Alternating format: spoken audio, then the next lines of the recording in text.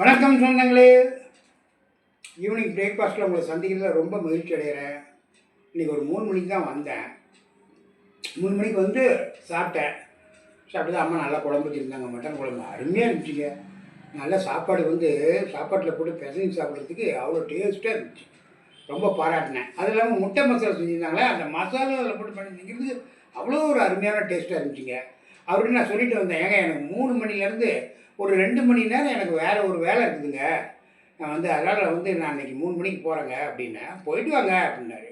சரிங்க அப்படின்ட்டு அங்கேருந்து வந்துட்டேன். வந்து சாப்பிட்டேன்னா சாப்பிட்டு கொஞ்ச நேரம் உட்காந்து பேசிக்கிட்டு இருந்து அந்த வேலையை ஆரம்பிச்சிட்டேன்.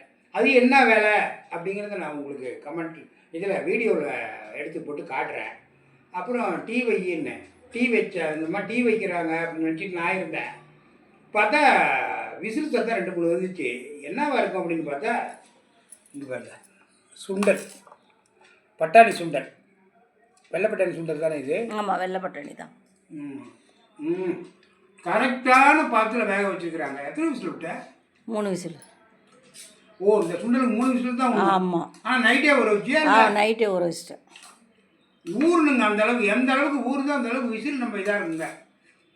இல்லை சரியாக ஊறாமல் நம்ம 10 விசில் 15 விசில் போட்டோம்னா எல்லாம் பிரிஞ்சு கலண்டு தனித்தனியாக வந்துடும். அம்மா வீட்டுக்கு கழுவிட்டு வச்சுருந்தாங்க போன வாரத்தில். அதே மாதிரி பால் டீ எப்பயும் கொடுப்பாங்கன்னு எதிர்பார்த்து அவ்வளோடு இருந்தேங்க.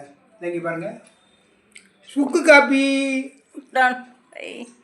இந்த சுக்கு காப்பிக்கும் இந்த சுண்டலும் இன்றைக்கி நமக்கு ஸ்நாக்ஸ்னு வச்சுங்க. உங்களுக்கு யார் யாருக்கு பிடிக்கும் அப்படிங்கிறத கமெண்ட்டில் நீங்கள் சொல்லணும். கண்டிப்பாக இது நீங்கள் சொல்லித்தான் ஆகணும் கமெண்ட்டை. இல்லைன்னா இந்த அம்மா டெய்லி சுக்கு காப்பியே கொடுக்க ஆரம்பிச்சிடும். சுக்கு காப்பியே குடித்தா சில சமயம் வயிறு எரியுது, சூடுங்க. அதனால் நீங்கள் கமெண்ட்டில் சொல்லுங்கள்.